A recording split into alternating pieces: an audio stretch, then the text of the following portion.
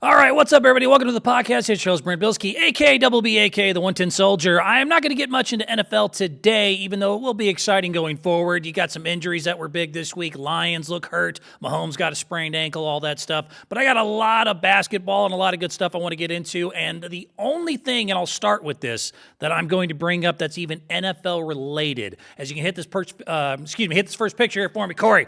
I will not be guilted into trying to crown or support Michael Vick. You're not going to get me to do it. Michael. Nope.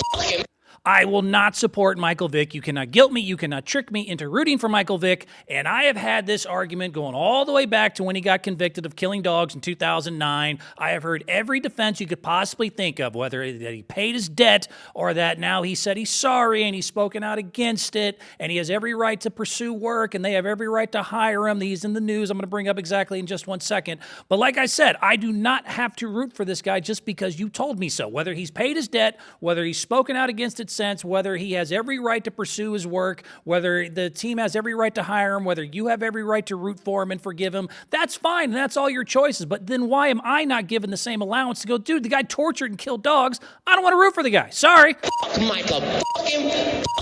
I'm not going to support Michael freaking Vick. So the reason I bring it up again as this old topic has reared its ugly head is Michael Vick is once again back in the news as a possible coach. So I'll let you know this. And I read. Michael Vick has reportedly been talking to Norfolk State, Sacramento State about head coach openings. The former Atlanta Falcons and Philadelphia Eagles quarterback is currently in discussions with both Norfolk State and Sacramento State to take over as head football coach. This would be, of course, the first head coaching job for Michael Vick, who is now working as an analyst for Fox Sports. And of course, everyone loves him. Everyone that grew up, if you were cool, you liked Michael Vick. I mean, he had those great runs at Va-Tech where he took the Hokies to the national title back in 99. He was, of course, the first black quarterback ever selected number 1 back in 2001. He's the Allen Iverson of the NFL. Like, if you had any sort of coolness to you, you wanted to root for Michael Vick. I remember all this, and I was rooting for him at the time. But then he, of course, got convicted 2009 for spending and had to spend 2 years in prison for financing a dog financing operation. And it's been unclear, by the way, Sacramento State and both Norfolk State have also both said that, look, we've just been talking to him. We're not sure. I think they're starting to get some backlash here a little bit. But it still goes all the way back to the original point that I'm going to make, because this is a pet peeve of mine, and I'm going to move on from this. The guy tortured and killed dogs, man. Like, that's not a small thing to me. That's not like an oopsie or that's something to go, hey, my bad about. He tortured and killed dogs. I'm a dog person. I don't care who you are. I don't care if you're a stranger, if you're my immediate family. If you kill dogs, I'm not going to root for you to play football. Like, I don't know what to tell you. So for people that don't really remember, and I think that's where a lot of the crux of this comes from, because again, I've heard all the same stupid arguments, and I've had friends get really mad at me about this over the years because of other things, around the situation, trying to explain to me, it really wasn't that bad. I think everyone needs a refresher course, just exactly what Michael Vick and his co-defendants did when they were arrested and convicted in 2009. From 2001 to 2007, Michael Vick and his friends ran a kennel called Bad News Kennels Dogfighting Ring. He received 23 months. Now, he received even more sentence than his fellow coworkers in this, by the way, because they rolled on him. The other people that were arrested rolled on Michael Vick. That's why he got the 23 months for having this organized dogfighting ring. But I mean, the way that he did it, he didn't just have dogfights. That's not like all he did was have dogfights and go home. No. This guy had a significant weird pleasure out of torturing and killing animals, man. I mean, he had to sign, this was a big part of it, he had to sign an affidavit to plead guilty. That's how he was able to get his lesser sentence and admit to some of the stuff that he did. And if you don't know some of the stuff that Michael Vick actually did, you just saw the headline in the news, I think it's worth mentioning. So they know for a fact that at least 8 of the dogs that Michael Vick executed were done through either hanging, drowning, and one he slammed on the concrete and either broke its head or neck. He again signed a confession and said that he did all this. Matter of fact, in part of the affidavit you can read also, all this is on Google, they said he hung approximately 3 dogs, quote, by placing a nylon cord over a 2x4 that was nailed to 2 trees. They also drowned approximately 3 dogs by putting the dogs' heads in a 5-gallon bucket of water. They killed 1 dog by, quote, slamming it to the ground several times before it died, breaking the dog's back or neck. Also, Michael Vick admitted to, and his buddies, that they used bait dogs. This is a big part of dogfighting rings, where they would take other people's pet dogs and basically give them to their dogs to murder for them. The main thing worth noting in that part of the case is that they were quoted as saying they laughed, that they thought it was funny. They thought it was funny to watch people's pet dogs be murdered. This is something he did on a Friday when he was bored. This is something he did as a millionaire. He had all the options to not do this. So I'm sorry. I just have a hard time with somehow I'm the asshole here because I don't want to watch him play football, or I don't want to root for him as a head coach, and I hope he doesn't get the job at Sacramento State. That's fascinating to me. It's fascinating to think that there could be three strangers in a room, me, two other people, and one guy suddenly starts running a dogfighting ring. The weak ones, he goes and shoots one, he drowns another, he electrocutes another, slams another one on its head, and then later the other guy goes, hey, that guy's about to play in a football game later, do you want to root for him? And if I said no, suddenly I'm the dick. Suddenly I need Jesus. Excuse me, this guy just tortured animals for fun, and it's dogs, man, some of the sweetest. I know they're not humans, and dogs are dogs, but dogs are some of the sweetest, most trusting creatures ever. This guy thought it would be amusing for him and his buddies to murder them, and then the weak ones that weren't able to be up to snuff, he electrocuted, hung, and shot. So yeah, you've thrown every argument at me, and you can keep trying to throw them at me. He said he's sorry. He served his time. Sometimes dogs fight. It's a lot like hunting. Are my two favorite, and the ones I got to bring up, is that other people are worse, which is just fascinating that somehow people still want to use there's other people out there who do bad stuff too. Okay, two wrongs make a right, fair enough. Then the other one that is my absolute favorite is the one that his lawyer used, which was that you got to understand it's where he came from and this is how he was raised. That one is absolutely just mwah, because, look, there's about 5 or 10 things that I could think of off the top of my head that I won't bring up right now, that if I tried to defend the undefensible by using the argument, it's not really their fault, it's where they're from and how they were raised, y'all would lose your mind. I would be canceled before this was even released out to the internet. If there's a lot of things I could talk about, where if I said, it's really no big deal. You got to understand, that's where they came from. That's how they grew up. That's what they were taught. If I used that as a way to defend some of the stuff in 2024, that wasn't acceptable in 1989. So please miss me with that's how he was raised argument. That one is amazingly full of shit. But just in general, again, I can't imagine a situation where I watch someone torture a dog and then you go, hey, would you like to see them do really well in this football game tonight? And I said no. Suddenly, somehow, he's the good guy and I'm the bad guy. This has been twisted. This has been spun over the years. I've had this argument over and over and over. You're not going to trick me. You're not going to guilt me. You're not going to use the black quarterback thing. You're not going to use where he's from. You're not going to use any sort of bullshit argument to try to guilt me into this. I will never support Michael Vick personally. I fully understand that he has every right. He has been released. He has served his time. He said he's sorry and everything else. And if anybody wants to hire him or root for him, that is fair game and that is your choice. But you cannot take away my choice to say, I don't give a damn about Michael Vick. I'm glad when he retired. I hope he doesn't get this coaching job. And if he does get the coaching job, I hope they lose 100 games in a row and he's considered the worst coach of all time. I don't like people who torture, shoot, electrocute, hang, and murder dogs. Michael, fuck him. I really think I could leave it at that. I don't really know what else to say about that other than I think I've kind of covered it. You guys are killing me with all this, you got to understand, that's where he came from, or he said he's sorry. That would not work on a lot of different arguments that you guys bring up in 2024 if I flipped that on you and said, you got to remember, that's how, bullshit. All right, moving on. Not supporting Michael Vick, and another thing that has been twisted, and I was on a good streak. I had not brought up Miss Caitlin Clark of the WNBA for a few weeks, but now I got to do it. Corey, hit the next picture here for me because they did it again. They did it again. I have entitled this segment, Let's Hate on Caitlin One More Time. One more time.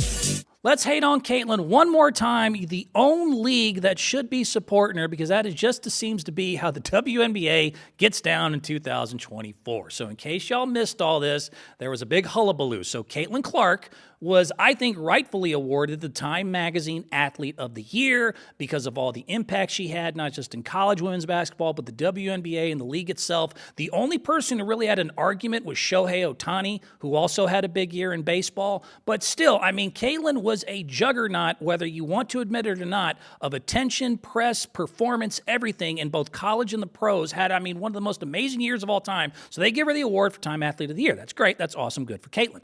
However, her own league, once again, just one more time, we got to hate on her. One more time. You know, players are one thing, vets are one thing. Now we have the owner of a team, and throwing in her little 2 cents on this, Mystic owner Sheila Johnson, and her argument basically, and I'll play the clip here in a little bit, was that it's not fair to single out Caitlyn as Athlete of the Year because it doesn't protect the other players' feelings and they should all be included. Why isn't the entire WNBA on the cover? And I mean, besides the obvious, it's Athlete of the Year, it's not League of the Year. That's dopey talk. That's dopey dum-dum talk. I don't even know what you're talking about, but she went on this very kind of hilarious but sad yet delusional rant, somehow upset at the Time Athlete of the Year, Caitlin Clark, who again just beat Shohei Ohtani out of that for 2024, of course, the first WNBA player to ever get this award, who just this year had a 48% increase attendance in the WNBA and record 54 million viewers for the WNBA. That was in just 5 months. Not to mention, her Iowa-South Carolina game was 18.9 million. I've gone over this a lot, but I think I have to reiterate some of this, which beat the NBA Finals, which beat the World Series, which beat the NCAA Men's Final Four. She just signed a $28 million deal with Nike this year, the highest ever. They have the most watched WNBA game. She has all the most watched WNBA games ever of all time, whether it's ABC, CBS, ESPN, ESPN2. And by the way, even acknowledged her white privilege. Whitey is pissed at her right now. Kill Whitey! Like, I never thought it was fair. Caitlyn is a lot like Larry Bird, where they have been stuck in this kind of like they are truly generational talents that really are, I mean, they're part of the machine a little bit, but truly are on their own phenomenal basketball players. And both of them have really tried to stay out of all the bullshit that we try to throw them in. And she made one little comment during her Time interview where she was saying basically, hey, look, respect to the black women who came up before me, and, you know, we should show them some love and continue to support them too. Whitey's pissed at her. Because he's white. Because he is white. I've heard it. Whitey's all sorts of mad. They're canceling their tickets. They're doing all this stuff. So again, Caitlyn's not even on the same train that she gets associated a lot with here. But still, getting back to the original story, the owner of the Mystics, Sheila Johnson, who, according to the article, says is the first black woman billionaire. I thought that was like Oprah or Beyonce were sniffing that at least. But she's also the BET co-founder. And instead of, once again, just, you know, letting the stars shine and this girl that is the rising tide, raising all ships here and just be like, hey, that's awesome. Congratulations to Caitlyn. She goes on CNN and gets into this weird tangent about how, you know, it should be the League of the Year instead of singling out Caitlyn for Athlete of the Year. If you can hit the video here for me, Corey. I mean, it's an opinion. I mean, I guess you're allowed to have it. Let's play It's taken the WNBA almost 28 years to get to the point where we are now. And this year, something clicked with the WNBA, and it's because of the draft of the players that came in. It's just not Caitlin Clark. It's Reese. We have so much talent out there that has been unrecognized. And I don't think we can just pin it on one player. So last night, we read Time magazine where Caitlin Clark was named Athlete of the Year. Why couldn't they have put the whole WNBA on that cover and said, the WNBA is the League of the Year because of all the talent that we have? Because when you just keep singling out one player, it creates hard feelings. And so now you're starting to hear stories of racism within the WNBA, and I don't want to hear that. We have got to operate and become stronger as a league and respect everybody that's playing and their talents. All right, first of all, again, the title is Athlete of the Year. It's not League of the Year, so that's why the entire league should not be on the cover. I just can't think of any men's owner, even in a struggling organization. But, like, I can't imagine if Steph Curry got Athlete of the Year, if suddenly Joe Lacob would come down from his ivory tower and be like, well, why isn't the entire Golden State Warriors? Why isn't Moses Moody on the cover? Because he's not Steph Curry. I don't know what to tell you. He's not the one carrying ticket sales currently. But, I mean, still, you know, the other part of this, and I'm going to throw it in there, I do think some of this has to do with the fact, again, of who was the one that is raising the tide. And that seems to be a sticking point for a lot of people, because let's keep it a buck. I don't think if this was Angel Reese that Sheila would say shit. I'm going to throw that out there. I'm going to say it. I don't think if that was anybody but Caitlin Clark, she would have been on this. If it was anybody on her Mystics team that she owned, or Angel Reese, or anybody else that I think she's a little more of a fan of, she would have even had the thought of, why does the Athlete of the Year not have the League of the Year on the cover? Which, again, it just makes no logistical sense by the sense of the word. But, I mean, also, this is exactly the problem with the WNBA. It has not become a basketball issue. And I said this before the league even started this year, when Angel and Caitlin and that train was a-coming. I was like, man, I have tried to support you ladies before. I am begging you to put down the bullshit for 5 minutes. Just for 1 year, don't do it. Let this just be this unbelievable surge. You're going to get to see all sorts of energy come your way and all sorts of new fans. Just cut all the old stuff with all the bitterness and whining and cattiness and who's got this and finger pointing and no. It's not helpful to your league. You're going to have a good product. Let the product do the talking. And instead, even after the season, even after an historical year, and even after you get a very cool award to one of your star players, you still have to make a very strange, weird comment. And again, if you're one of the first black women billionaires of all time, I know you're not a dumb lady. I know you know why that's an even silly statement to make, unless you're just so blinded by, you just didn't want it to be her. And it's sad because, again, she's not even what y'all think she is. She's in trouble. White people are pissed at her right now. Black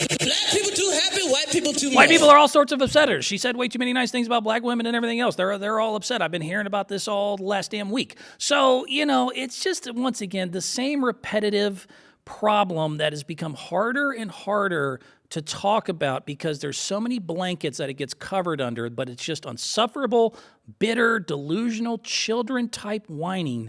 And I don't know what to tell you, man. This girl had herself a year. Like, it really isn't what y'all try to make it out to be of like, oh, she didn't deserve it, or it's really not that big a deal. Caitlin Clark honestly had one of the biggest years when you conclude college and the pros. Corey, you can hit the next video here for me. I'm going to have to do some reminders again. I hate doing this, but I have to in order to make my point. This is, once again, all of Caitlin's records you see behind her that she got done in just 5 months. I mean, it was, again, the most WNBA threes in history, the most 25.10 assist games in WNBA history, the rookie assist record, the first player in WNBA history ever to have 50 points and 25 assists in 2-game span, first ever season from anybody ever to have 500 points, 250 assists, and 75 threes in the WNBA. The records she also set that weren't just rookie records. She's the all-time single-season assist leader. She's, by the way, the most assists ever in a game. She averages 19.5 points per game as she led the league in assists. She's the first player ever to be top 10s in points per game and still number one in assists. She's the number one all time in most points created. It gets almost boring having to keep rattling off. Look at all the letters there. Look at all the sentences. I mean, those are all her records. The most triple doubles, more than 99.6 of anybody ever in WNBA history. And then just the amount that she brought to the actual sport as far as attention goes. They just did a report on this and said that 26.5% of all activity this year, this was done by a financial analyst, 26.5% of all activity, whether it was ticket, television views, or jersey sales, were directly related to Caitlin Clark. 26.5% of all tickets, jerseys, and television views were directly because of her. Not to mention in college, like I said, the 18.9 million viewers, which set all sorts of records in her championship game versus South Carolina. Not to mention that is the second most watched women's sporting event outside of the Olympic Games in the history of U.S. television. I mean, she just, again, signed a $28 million deal with Nike, the largest ever for women's basketball players. She has appeared in all the most WNBA watch games ever on ABC, CBS, ESPN, ESPN2, and the WNBA attracted an all-time record of more than 54 million unique viewers across its national audience. They've jumped up 48%, and one of the most fascinating parts of this is that the Washington Mystics game at the end of the year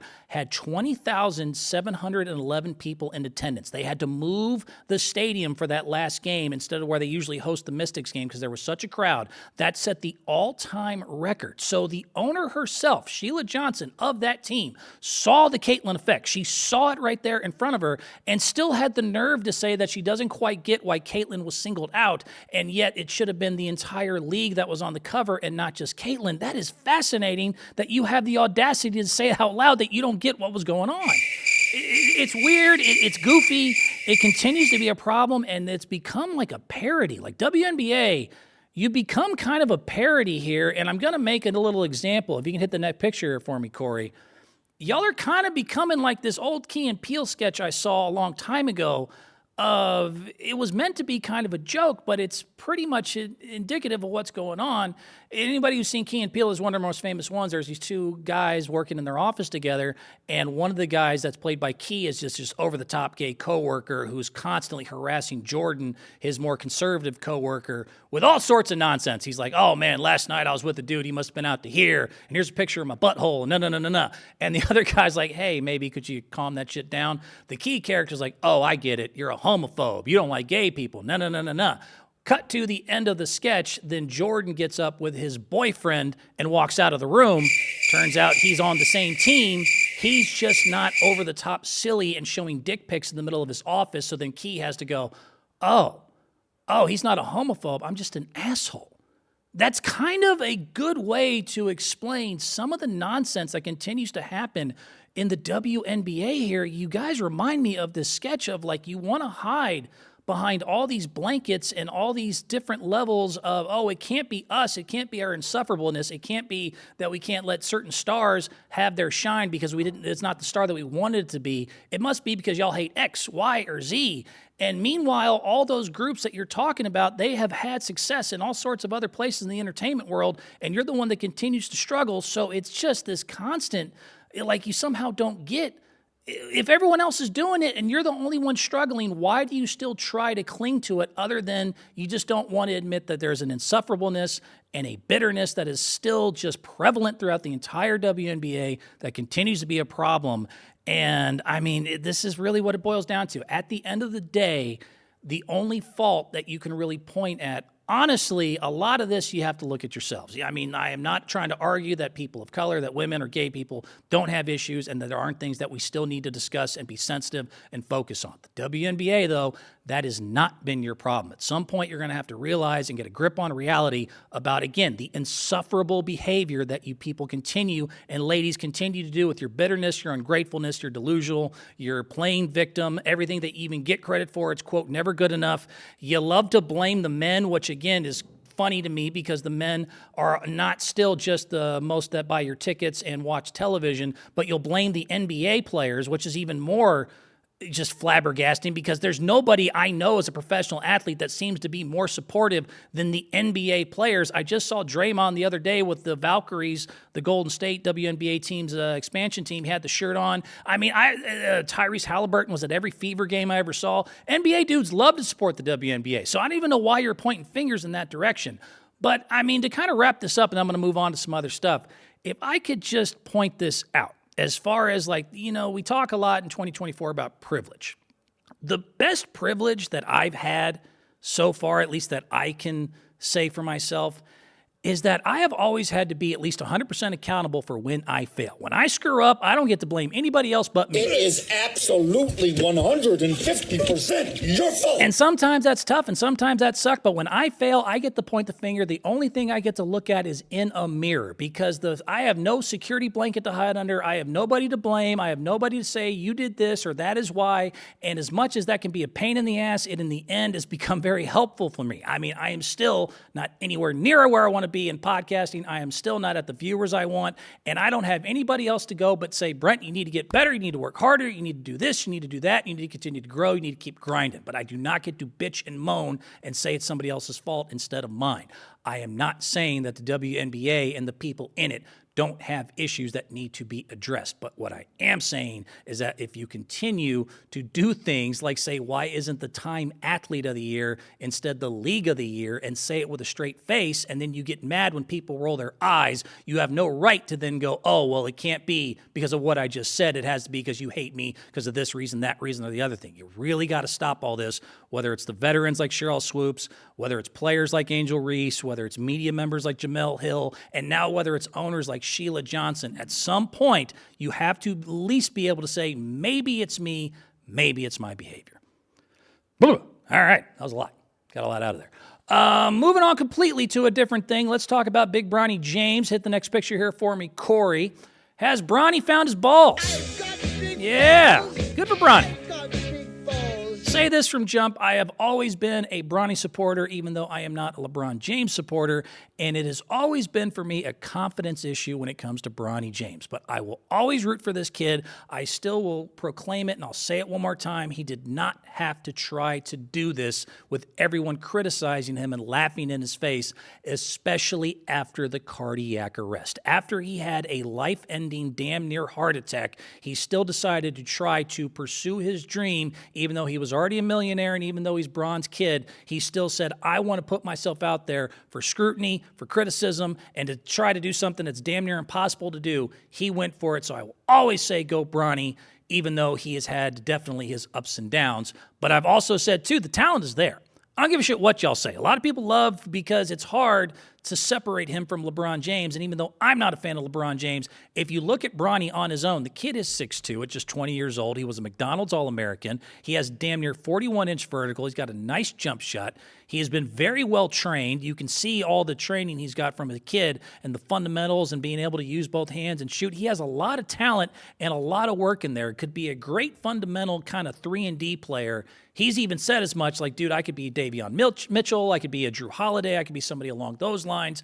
But he is starting to find it, and I think a lot of it is he's finally starting to find some balls. It's always been his problem. This kid has been just timid and kind of weak in the way that he plays, which is not really even representative of how he is as a person when you consider what he's come back from. But the latest news on Bronny, he just is about to be in a G League showcase, which is a kind of big deal in the G League, the kind of NBA minor leagues there, from December 19th to 22nd, Orlando, Florida. The now number 55th pick is currently on a little bit of a tear, averaging 20.7 points, 43% shooting from the field, even 26 from three, which is not great, but it has been picked up and is starting to really figure out more on the basketball court. Not to mention, he is making the NBA and the LA Lakers more money than a 55th pick ever has in history. Matter of fact, they just did the numbers. Bronny has generated over $50 million in revenue already through just jersey sales alone. He has sold already 500,000 jerseys. That is more than even his dad got in his rookie year. So, I mean, the 55th pick for the Lakers, if y'all wonder why they quote-unquote wasted it on Bronny, they've already had $50 million in revenue from a pick that usually most of us can't even remember. What can I say except you're welcome? Gotta love that Bron effect. But, I mean, still, he is really starting to play a lot better, which is great because if you remember, and I'll give you a quick reminder, if you can get the video here for me, Corey, boy, at the beginning of the year, it did not look good. It did not look good for Bronny James. He even said one of the biggest problems right now is I have no confidence, I have no balls, I have no swagger. If you can hit it here for me. Grow my confidence and be more comfortable while I'm out there playing. Because I feel good, but the numbers could be better, but I just got to get my confidence up. And he was absolutely right, because when he came out, Jesus Christ, this dude sucked out loud. First 5 preseason games were bad. He had 8 points in 5 games. He shot 4 of 20 from the field.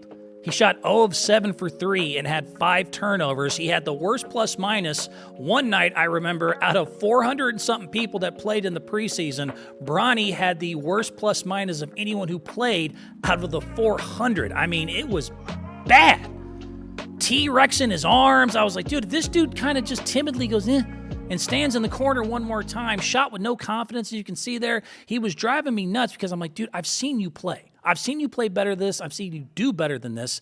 And it was frustrating to continue to see him struggle with something that seemed to be pretty much up here and in his head. Well, the good news is he's starting to figure it out. If you can hit the next video here for me, Corey, he is finally starting to kind of find his G League swag. In the last week, he has really kicked some ass, man. He just had 30 points.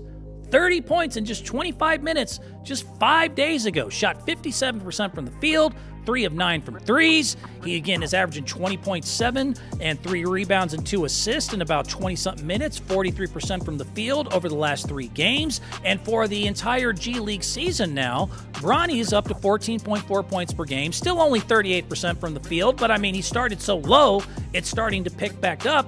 So I think in the G League, he's starting to find his swag in the G League. He is starting to figure out something that I've known watching him, and I think other people, including his dad, have gotten frustrated with, which is like, dude, you actually have a lot of talent. Like, you can play.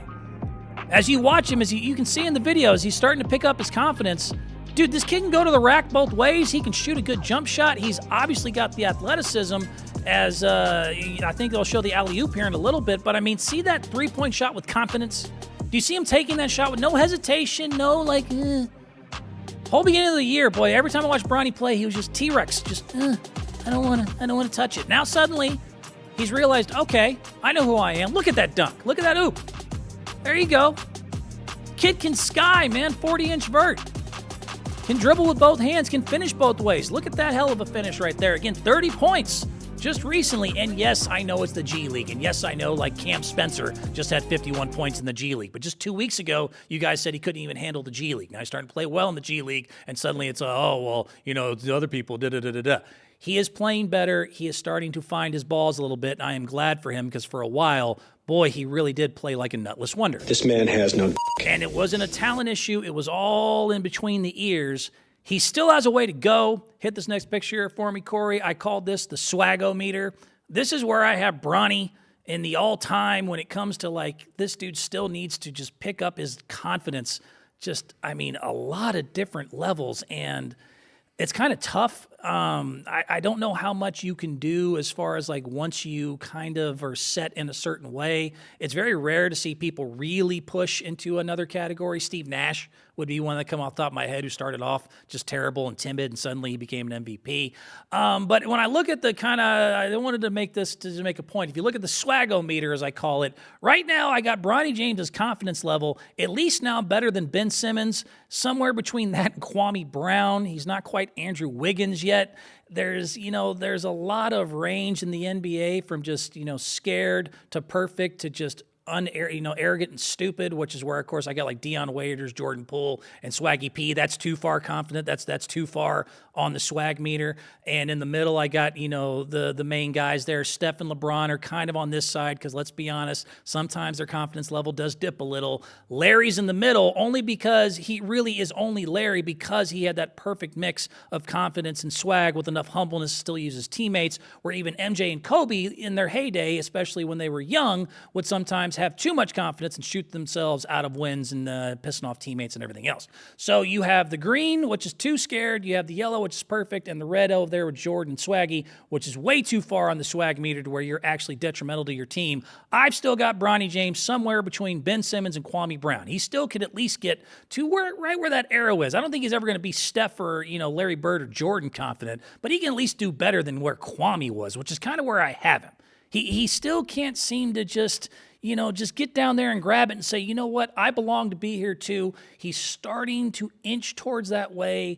It's getting a little bit better, but I still want to see a lot more. But it is nice because I've been rooting for him from the beginning and seeing the talent there to go dude, just grow a pair. This man has no. Just get a little stronger with your own confidence and belief, and you'll start seeing results. And he is starting to see results. Just had a 30-point game. Again, is now averaging 14.4. Continues to be on the rise, averaging 20 over the last 3. Go, Bronny. I'm glad you found your balls. Good for you, kid. I like Bronny. I don't know why you can't root for a kid who came back from cardiac arrest and had every reason not to play and is continuing to do it. I think it's a beautiful thing. Moving on to a completely different subject in the NBA. The joke might be on the National Basketball Association currently. Corey hit this picture here for me. I mean, here we go, man. Here we go. This is something I talked about last week. But the joke might be on the NBA because you have all these ratings issues right now, and I had used this visual last week to explain it because there's been all sorts of reasons why we think it's going on. But the new thing is right there in the middle, the Joker. The Joker is making this so much worse because you might be forced to once again give the MVP to a person who couldn't care less than any player ever in NBA history. As NBA viewership continues to dip, and it continues to dip. That stupid NBA Cup thing is down 10% in television ratings. ESPN this year is down 28% in television ratings overall. The 2024 playoffs are down 12% from last year. The NBA Cup tickets for the finals have gone from $237 per ticket last year down to $98 and dropping because nobody gives a shit about the Emirates Cup or any of the other nonsense that they tried to shove shoved down our throats. The average viewership this year has been 1.8 million, which again, like I mentioned before, has actually been beaten this year in some regular season WNBA games. Yes, that was Caitlin and Angel infused, but still name me a year before this where the NBA ever lost on average to a WNBA regular season game. And this is all right after they just signed their 11-year, $75 billion television deal with ESPN, ABC, NBC,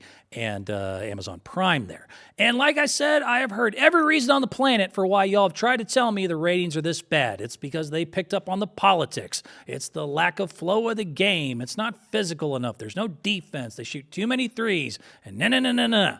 And I will continue to hammer home the same point. If you look throughout NBA history, it has always been you need stars that people love, you need storylines that people get behind, and no sport is immune to it, including the NBA. And you need athletes, usually that are from the country that it's in. That's usually good. And athletes who make you care. And in order for them to make you care, they have to care.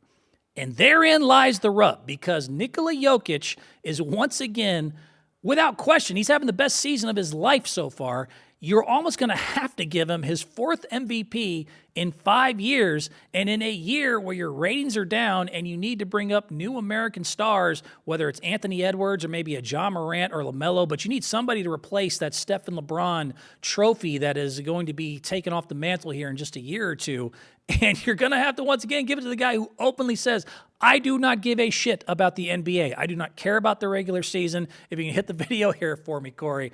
I don't know what you guys are going to do. NBA, you need a star we can get behind. But the joke's on you. This dude, the guy who openly says, I don't care about this league or the season or everything. I just want to horse race. I just want to go home to Serbia. This is job. I don't even like job. He is having the best year of his entire career. Nikola Jokic, a third of the way in, is averaging 30.9 points, 13.3 rebounds, and 9.9 assists, shooting 56% from the field and 49% from threes. To give you an idea of just how impressive that is, he has more points per game this year on average than MVP Kobe. He has more rebounds average than MVP Duncan. He has more three-point percentage made than Steph Curry. He has a higher three-point percentage right now than Steph Curry was in his MVP year.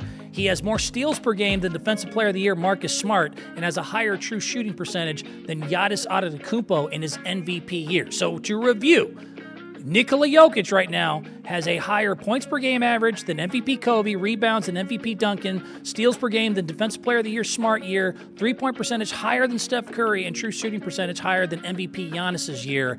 And the value that he's brought to the team, 128.4 offensive rating on the court, is the number one ever all time, would actually beat the 23-24 Celtics if he continued this pace. Off the court, when Nikola Jokic does not play, it goes from 128.4, best of all time, to 91.8 rating off the court offensively. That would only be second to the 1977 New Jersey Nets as the worst offensive rating of all time. They go from literally the second worst of all time to the best of all time offense when he is on the court. And every time you ask him about it, boy, he couldn't care less. He says, I have zero interest in MVP. I do not care about the NBA Finals. I do not like this life. I do not want this life. I want to go home. Oh, shit, parade. I don't want to go to championship parade. I want to raid horses. What does the NBA do when you openly have the best player, and you basically have to give him the award if he keeps this up, who is flat out told you, I don't care about this league. This whole season is kind of anime. I can't wait to quit this job. I can't wait to go home. I don't know what you're going to do. I have no clue what you're going to do. Well, then everyone loses their minds. The joke is literally on you guys. It's going to be interesting to see what you guys do going forward. Moving on, I will say this. Everything y'all said before is exactly why I knew you were wrong when people were trying to tell me it's the style of play of why the NBA is struggling. I just saw this last week. Unfortunately, it was my team losing. But I just saw, arguably, the best game I've ever seen played in the regular season, ever in the history of ever. I'm not exaggerating. I'm not trying to be dramatic. It was truly the best I've ever seen. Corey, if you can hit the video here for me. I got a lot going on right now. Do not blame the game and say that it's not fun or that nobody plays defense or that there's no skill or whatever else you want to say. I saw arguably the best regular season game just the other day, December 16th, 2024, when the Mavs beat the Warriors 144-133, and they made an NBA record 48 three-pointers. They were 48 of 95 combined. 50% three-point shooting after 95 three-point attempts and a final score of 143-133. That is arguably one of the best games I've ever seen played, where it was just skill set and teamwork and pure shooting, and nobody could miss, and everybody was on fire, and Luka was losing his mind, and Klay was losing his mind. I mean, both teams played defense, by the way. That's the other thing. This was not an all-star game kind of chucking. As you see, dude, these teams don't like each other. This was Klay's second game back in Golden State, so he had a lot of internal anger there. Luka, I don't know who didn't give Luka what he needed the night before. Luka was all sorts pissed off. Luka was just on fire. And they were all trying, man. I saw Gary Payton Wiggins. I saw all sorts of people try to slow Luka down. I saw people on Dallas' side try to throw step down. Nobody could do it. It was the best shooting game. I was just sitting there just in awe. I mean, everyone was trying to stop everyone, and nobody could miss. I mean, again, the Mavs shot 60% from the field, 51% from threes. Klay had 29 points, 7-11 shooting. Luka had a 45-point, 13-rebound, 11-assist triple-double game on 16 of 23 shooting. On the losing side, Steph played great. Steph had 26 and 10, 7 to 13 from the three-point line. Wiggins had 29. He was 5 of 9 from threes. Draymond hit 5 of 9 from threes. Everybody could not miss, and it was just the only thing that sucked was that the team I needed to win had 133 points, and they were never in this game because the Dallas Mavericks would not miss a goddamn shot.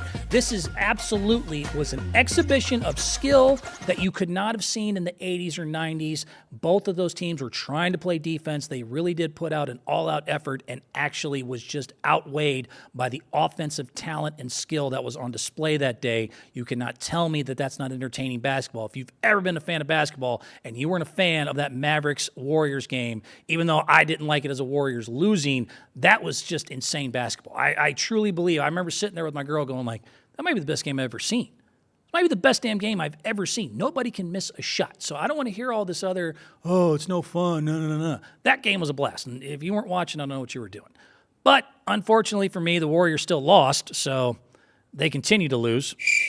I don't know what to do at this point. I mean, the wayward Warriors now, 2 of 8 in their last 10.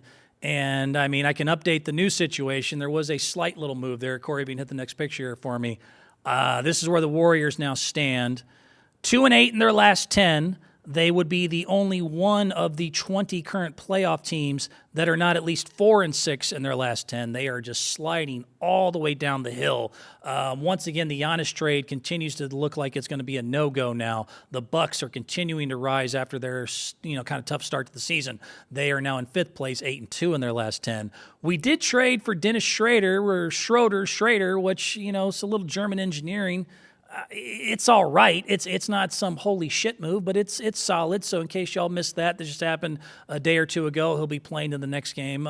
Dennis is now part of the Golden State Warriors, and he has had a absolutely amazing year so far this year. 18.4 points per game, 6.6 assists. It's the best year he's ever had. He is shooting 39% from threes right now. We only had to give up an ACL torn, knee injured DeAnthony Melton for that, and some second-round picks. It was 3 second-round picks though, so that does kind of put a little bit of a problem in what we might do, hopefully trying to make a big move for a big star, although I have heard from experts and others saying that this is kind of more of a trial run and that we could still move Schrader if nothing else really comes from this kind of little experiment, this little month or 2 experiment we have with him, where they're going to put him next to Steph Curry, see if that doesn't help kind of alleviate some of the pressure there. But I mean, we're still in talks for stars, supposedly for a trade. Most of the names, though, don't really work. Jimmy Butler is one of the ones that's one of the big, as far as the big trade stars out there, the ones that they've listed are like Jimmy Butler out of Miami with his 2-year, $50 million contract. Doesn't shoot hardly any threes, only shoots 30%. He's another small forward. Warriors have a lot of small forwards, and he's 35 years old, and he would cost a lot. Zach LaVine is an interesting thought to have. He's another one that's been rumored. Unfortunately, he's got a 3-year, $250 million contract. I don't see how we can afford that. The Pelicans have been rumored to give up Ingram and Zion. I don't really think that's worth even searching. As far as Ingram could maybe work, but even then, it doesn't really fit as far as what you'd have to pay to get him and everything else. The only one that is on the trade block rumor, if we decided to keep Dennis and kind of not make a big move, is the one I actually support, would be Valanciunas, the center out there. He is currently on a 3-year, $30 million deal. He's only 32 years old and is averaging 12 points, 8 rebounds in 20 minutes. There has been rumors of maybe some small moves being made to maybe get a guy like him. My only issue with that would be we don't really need, if you're a Warriors fan, another Euro center who's kind of older. What they've always needed is a younger, more athletic center. I've brought up guys like Miles Turner, but in case you missed it, that's the most recent situation. The Golden State Warriors are the worst team of the 20 playoff teams in the last 10 games. The Giannis trade doesn't look like it's going to happen. They did pick up Dennis in a trade for Melton and some second-round picks, but still things don't really look that good. We're hoping to still make another move for a star. And the other problem is that Steve Kerr is still obsessed with his precious hobbits. Which, I mean, that is a whole nother thing. I am so tired of this. I am so tired of Steve Kerr and this whole nonsense that the only thing I hope can still happen, and I'll pray for it now, is that the Golden State Warriors at the trade deadline or before it put him in an all-in kind of Moneyball situation where, I don't know if people remember, Moneyball when Billy Beane and the manager Hal were arguing over Pena. And so finally they just traded him away to where Billy comes in. He's like, you can't play Pena today, guys. Like, I'm playing Pena. He's like, no, you can't play Pena. I freaking traded Pena. You're going to have to get on program and get on board with what's going on in today's world. And the Golden State Warriors are definitely in that category because they need to get out of this small ball and his precious hobbits. Hit the next picture for me, Corey. I will get this off my chest here. It is so time to force Steve Kerr out of his nonsense. The league has adjusted, and they adjusted a long time ago. They now have skilled big men who are versatile on offense enough to run your offense, but can also defend the perimeter. Whether you look at any of the top teams in the league, and you can name damn near every one of them, the Cavs, who are the best team currently running, have Allen and Mobley. The Celtics right behind them have Porzingis. The Bucks have Giannis and Lopez. The Thunder on the other side have guys like Holmgren, who will be coming back soon from injury, Hartenstein. Memphis just got Zach Edey. That's working out great for them. Denver, of course, has Jokic. Dallas has Lively and Gafford. I mean, every strong team now in the Western Conference and the Eastern Conference and the entire NBA and hell, college now at this point has figured out you don't need to play 6'5" people at center anymore. You don't have to play hobbits. You can play big people. They're athletic enough to do other things. It's Gollum level obsessed with his hobbits. I am tired of seeing the Warriors lose late. I am tired of seeing them get out rebounded. I'm tired of them seeing losing games at the end of the time their regulation because they can't protect the rim. I mean, Steve Kerr literally, this is my last one here. Hit it for me, Corey. Steve Kerr has literally become the don't tell me about the nail woman. That's kind of the best example I can give you. Again, I'm going to use a metaphor here. In case y'all missed that video a long time ago that went viral, does anyone remember when it was this girl was trying to explain to her husband, she's like, oh, I've got this vicious headache and and it's all around in here, and she had a nail sticking out of her head. So the poor husband's like, baby, do you think it might be the nail? She's like, don't bring up the nail. Tired of you bringing up the nails. Nothing to do with the nail. Anyways, like I'm saying, it's really concentrated here and it hurts. This is what Steve Kerr is doing. Steve Kerr doesn't just have a nail sticking out of his head at this point. He has this nail sticking out of his head with a flag hanging down, and on the sign it says, play a damn center, and somehow he is still trying to say, don't tell me about the nail. He blames everything for why they lose, besides the fact that he will not get with 2024 and play a center. In the Houston game, he blamed the refs. Against the Mavericks loss, he blamed Luka. He'll blame effort. He'll blame flow. He'll say this and that and whatever. And it's always, don't talk about the nail. Don't talk about the thing. Don't talk about the elephant taking a crap in the middle of my living room. He just doesn't want to do it. He's very stubborn. He has decided to stick with this from the time he's been really introduced to the Golden State Warriors. I mean, he did this with USA Basketball, and I know some people will try to throw out the arguments that he still won. I will continue to throw back the arguments that just because Usain Bolt could beat most people in a race in hiking boots doesn't mean it's a good idea for him to do so, meaning that you can win in spite of a bad idea if you have enough talent. He's always had Steph Curry in his prime, or Kevin Durant, or Klay Thompson when he's won his titles, in the same way when Phil Jackson was winning all sorts of championships when he had Michael and Scotty or Kobe and Shaq in that triangle offense, and then he ran it in New York or somewhere else without those guys, and suddenly it didn't go so well. It's the same exact thing with Steve Kerr. Steve Kerr can say all he wants, and y'all can throw all his titles in my face. But the fact is, he would have won that in small ball, tall ball, medium-sized ball, any type of ball, as long as you played Steph Curry, Klay Thompson, Kevin Durant, and Draymond Green in their prime. You were going to win some freaking titles. It's not a fair comparison, and it's actually better to look at what he's had to try to do without talent, or what he did in USA basketball when he had the FIBA group and he embarrassed us. We didn't even medal in FIBA, and there was national articles about, like, dude, what is the deal with this guy? Why does he not play a center?